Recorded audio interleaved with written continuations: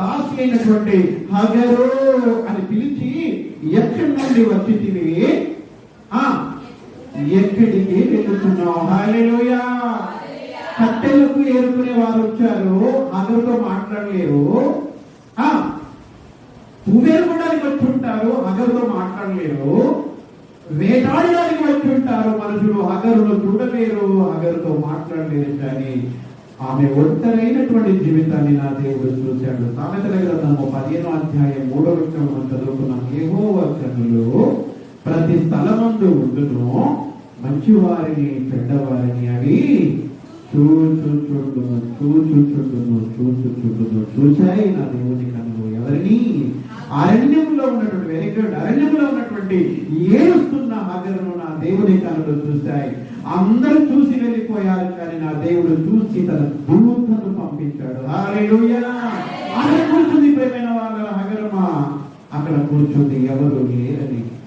ఎవరో ఎవరో ఎవరు లేరని, నాకెవరో ఎవరో నా తోడు రారని. ఎవరో ఎవరో నాకెవరు లేరని, ఎవరో ఎవరో నా తోడు రారని. దిగుమతున్నట్టు కన్నీలు పేదతో, దిగుమతున్నట్టు కన్నీలు పేదతో, హృదయమంతా కలవరించి కలత చెందకు. నిన్ను కన్నవాడు క్రీస్తు యేసు నిన్ను విడువడు. హృదయమంతా కలవరించి కలత చెందకు. నిన్ను కన్నవాడు క్రీస్తు యేసు నిన్ను విడువడు. ఎవరో ఎవరో ఎవరు లేరని, నాకెవరో ఎవరో నా తోడు రారని. ఇలా ఆలోచిస్తూ ఆలోచిస్తూ వెక్కి వెక్కి వెక్కి వెక్కి ఏడిసింది దైవజనంగా నమ్మండి. ఏడ్చిన కార్చిన ఆ కన్నీళ్ళు ఆ ఆకాశం ఉన్నటువంటి, ఆకాశం ఆకాశంలో దాటేసి పరలోకం ఉన్నటువంటి నా దేవుడు చూశాడు. చూసినటువంటి దేవుడు భూమిలో పంపించి, హగరు నువ్వు ఎక్కడి నుండి వచ్చింది, ఎక్కడికి వెళుతున్నావు? సహోదరి సహోదరుడా, భర్త పట్టించుకోవట్లేదని ఏడుస్తున్నావా? భార్య మాట వినట్లేదని ఏడుస్తున్నావా? అత్తగారికి నా బాధ అర్థం కావట్లేదని బాధపడుతున్నావా? తల్లిదండ్రులకు నా గుండె వేదన అర్థం కావట్లేదని ఈరోజు బాధతో వచ్చి కూర్చున్నావా? నా రోజు డాక్టర్లకు అంత చిక్కట్లేదు అనుకుంటున్నావా? నా వేదన నా కుటుంబీకులకు అర్థం కావట్లేదు అనుకుంటున్నావా? నిజమే కావచ్చు, నిజమే కావచ్చు. నీ బాధ, నీ వ్యాధి, నీ దుఃఖము, నీ కన్నీళ్ళు ఎవరు చూడట్లేదంటే ఓకే, నేను నమ్ముతాను. కానీ నా దేవుడు నిన్ను చూస్తున్నాడు. హల్లెలూయా. చూసిన దేవుడు హగరు దగ్గరికి తన దూతను పంపించి, హగరు ఎక్కడి నుండి వచ్చింది, ఎక్కడికి వెళుతున్నావు? నీవెక్కడి నుండి వచ్చింది, నువ్వు ఎక్కడికి వెళుతున్నావు? ముచ్చటిస్తున్నాడు, బలపరుస్తున్నాడు, ఓదారుస్తున్నాడు ఆ దూత. సహోదరి సహోదరుడా, నీవు నేను నమ్ముకున్నటువంటి దేవుడు మామూలు దేవుడు కాదు. దైవజనమా, ఆయన షరతులు కలిగిన దేవుడు, ఆయన అధిక మహిమలోకి నిన్ను నడిపించగలిగిన దేవుడు. నీ కుటుంబము నీవు చేతు వదిలినా, నీ భర్త నీ చేయి వదిలినా, నీ భార్య నీ చేయి వదిలినా, డాక్టర్లే చేతులు ఎత్తేసిన ఆయన కన్నులు నువ్వు చూసే కనులై ఉన్నాయి. హల్లెలూయా. హగరు చూసిన దేవుడు నువ్వు చూడని ఎందుకు అనుకుంటున్నావు? హగరు ఏడవగా తన దేవదూతలు పంపించిన దేవుడు నీవు ఏడుస్తే ఊరుకుంటాడు అనుకుంటున్నావా? ఆయన పక్షపాత అంటే పౌలు గారు అంటారు, అట్లా అనరాదు. మన దేవుడు పక్షపాతి కానే కాదు. హల్లెలూయా. కానీ హగరమ్మ ఒక దగ్గర కూర్చుంది. ఎక్కడ కూర్చుందంటే నీటి బుగ్గ దగ్గర ఆమె కూర్చుంది. ఆ నీటి బుగ్గ వాక్యానికి సాదృశ్యము, ఆ నీటి బుగ్గ ప్రార్థనకు సాదృశ్యము, ఆ నీటి బుగ్గ పరిశుద్ధాత్మకు సాదృశ్యము. ఆమె నీటి బుగ్గ దగ్గర కూర్చుంది కనుక నా దేవుడు ఆమెను చూశాడు. ఆమె నీటి బుగ్గ అనేటువంటి ప్రార్థనా స్థలంలో ఉంది.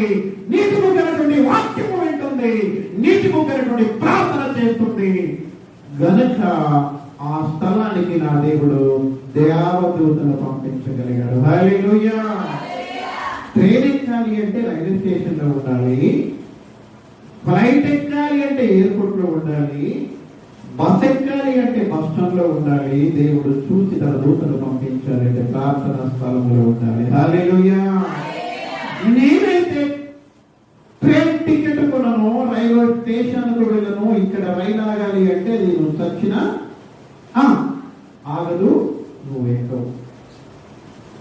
పాస్పోర్ట్ నాకు వద్దు, వీసా నాకు వద్దు, టికెట్ నాకు వద్దు, నేను మాత్రం ఫ్లైట్ ఎక్కాలి అని అంటే ఫ్లైట్ మనం ఎక్కము. టికెట్ అయితే వద్దు, బస్ అయితే ఎక్కుతా అంటే జైల్లో ఉంటాం. లోకములో ఉన్నటువంటి వాటికే ఇన్ని కట్టుబడులు ఉంటే రోషము కలిగిన దేవుడు ఆయన. హల్లెలూయా. ఓకే, చూస్తున్నాడు దేవుడు నీ కన్నీళ్లను, నీ కష్టాలను చూస్తున్నాడు. చూడట్లేదని కాదు, చూచుచున్న దేవుడు ఎందుకు నాతో మాట్లాడట్లేదు అనేది ప్రశ్న అయితే ఒక్కసారి నీ గుండెల మీద చేసేసుకొని చెప్పగలవా? అగరమ్మ నీటి బుగ్గ దగ్గర కూర్చుంది అనగా అగరమ్మ వాక్యము దగ్గర కూర్చుంది, అగరమ్మ ప్రార్థనతో కూర్చుంది, అగరమ్మ పరిశుద్ధాత్మ దొరికినటువంటి స్థలంలో కూర్చుంది. నీటి బుగ్గ దానికి సూచన. నీ ఉంటున్నావు చెల్లి, నీ ఉంటున్నావు తల్లి, గుండెల పైన చేసుకొని చెప్పగలవా? అగరమ్మ కూర్చున్నట్టుగానే వాక్యానికి దగ్గరగా బ్రతుకుతున్నానన్నా నేను, ప్రార్థనతో నా జీవితాన్ని గడుపుతున్నానన్నా నేను, పరిశుద్ధాత్మను పొందుకొని వేరే చెడుకి చోటు లేదన్న నా గుండెలో అని నువ్వు చెప్పగలవా? నువ్వు చెప్పగలవా? నువ్వు చెబితే నువ్వు ధన్యురాలు, నీవు ధన్యుడవు. ఒకవేళ ఆ స్థితి లేకపోతే చూచుచున్న దేవుడు నీ దగ్గరకు రాడు. ప్రేమైనటువంటి సహోదరి, ప్రేమైనటువంటి సహోదరుడా, ఒకటి గమనించు, సృష్టి మొత్తాన్ని కదిలించేటువంటి శక్తి మన యేసయ్య చేతికి ఉంది. సృష్టిని కదిలించే శక్తి యేసయ్య చేతికి ఉంటే యేసయ్య చేతిని కదిలించేటువంటి శక్తిని కన్నీటి ప్రార్థనకు ఉంది. హల్లెలూయా. భర్త దగ్గర ఏడుస్తున్నావు, భార్య దగ్గర ఏడుస్తున్నావు, ఆఖరికి డాక్టర్ దగ్గర వెళ్ళి, నేను ఒక పేషెంట్ని హార్ట్ ప్రాబ్లం ఉంటే గుండె జబ్బులకు సంబంధించిన డాక్టర్ గారు తీసుకెళ్ళాను నేను. ఆ డాక్టర్ గారు ఏమైందమ్మా అని అడిగారంటే, అంతకుముందు ఆ డాక్టర్ గారికి పేషెంట్ పరిచయం అంటే కాదు, అంతకుముందు ఏమైనా సంబంధాలు ఉన్నాయంటే కాదు, ఏమైందమ్మా అని అడిగినందుకు ఈ పేషెంట్ ఎక్కెక్కి ఏడుస్తుంది. ఓకే, తప్పుని పట్టట్లేదు. నేనేమంటానంటే మనకు చాలా అలవాటు అయిపోయింది. తల్లి దగ్గర ఏడవడము, తండ్రి దగ్గర ఏడవడము, భర్త దగ్గర ఏడవడము, భార్య దగ్గర ఏడవడము, దేవుని దగ్గర ఏడవడము మర్చిపోయాము. కనుక మన జీవితాలు చచ్చిన జీవితాలు ఉన్నాయి. హల్లెలూయా. చేసుకున్నాం ఈరోజు.